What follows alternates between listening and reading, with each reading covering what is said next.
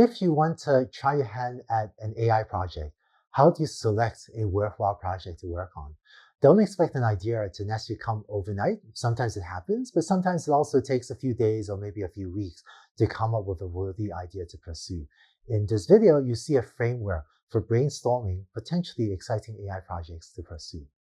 Let's say you want to build an AI project for your business. You've already seen that AI can't do everything, and so there's going to be a certain set of things that is what AI can do. So let's let the circle represent the set of things that AI can do. Now, there's also going to be a certain set of things that is valuable for your business. So let's let this second circle represent the set of things that are valuable for your business. What you would like to do is try to select projects that are at the intersection of these two sets. So you select projects, hopefully, that are both feasible, that can be done with AI, and that are also valuable for your business. So AI experts will tend to have a good sense of what is and what isn't in the sets on the left, and domain experts, experts in your business, be it sales or marketing or agriculture or something else, will have a best sense of what is actually valuable for your business. So when brainstorming projects that AI can do and are valuable for your business, I will often bring together a team comprising both people knowledgeable about AI as well as experts in your business area to brainstorm together so that together they can try to identify projects at the intersection of both of these two sets. So sometimes we also call these cross-functional teams, and that just means a team that includes both AI experts as well as domain experts, meaning experts in your area of business. When brainstorming projects, there's a framework that I've used with a lot of companies that I've found to be useful. So let me share with you 3 principles or 3 ideas for how you can have a team brainstorm projects. First, even though there's been a lot of press coverage about AI automating jobs away, and this is an important societal issue that needs to be addressed, when thinking about concrete AI projects, I find it much more useful to think about automating tasks rather than automating jobs. Take call center operations.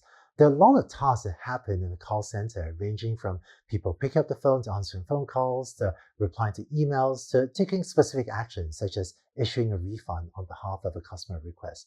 But of all of these tasks that employees in the call center do, there may be one, call routing or email routing, that may be particularly amenable to machine learning automation. And it's by looking at all these tasks that the group of employees do and selecting one that may allow you to select the most fruitful project for automation in the near term.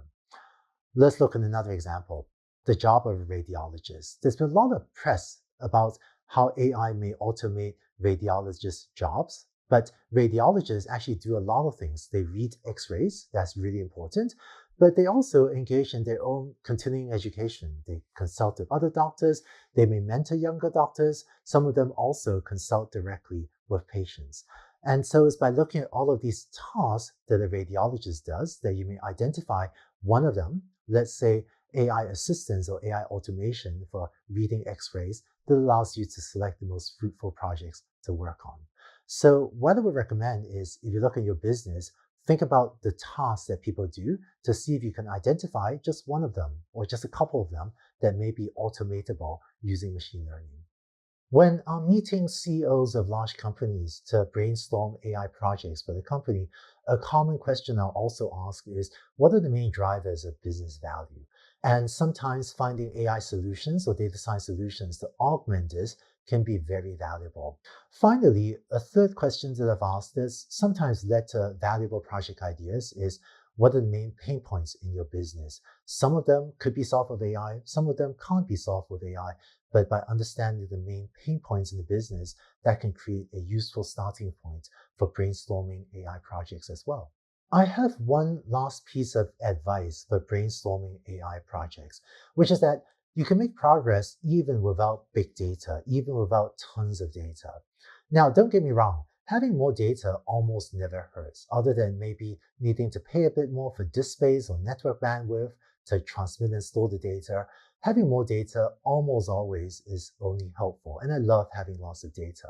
It is also true that data makes some businesses, like web search, defensible. Web search is a long tail business, meaning that there are a lot of very, very rare web queries. And so seeing what people click on when they search on all of these rare web queries does help the leading web search engines have a much better search experience.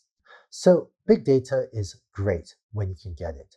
But I think big data is also sometimes overhyped. And even with a small data set, you can still often make progress. Here's an example. Let's say you're building a automated visual inspection system for the coffee mug. So you want to automatically detect that the coffee mug on the right is defective. Well, if you had a million pictures of good coffee mugs and defective coffee mugs, it'd be great to have that many examples of pictures of good and bad coffee mugs to feed to your AI system. But I hope that you have not manufactured a million defective coffee mugs, because that feels like a very expensive thing to have to throw away. So sometimes with as few as 100 pictures, or maybe 1,000, or sometimes maybe as few as 10, you may be able to get started on a machine learning project. The amount of data you need is very problem dependent, and speaking with an AI engineer or an AI expert would help you get a better sense. There are some problems where 1,000 images may not be enough, where you do need big data to get good performance, but my advice is don't give up just because you don't have a lot of data to start off with, and you can often still make progress even with a small data set. In this video, you saw a brainstorming framework and a set of criteria for trying to come up with projects that hopefully can be doable with AI and that also valuable for your business.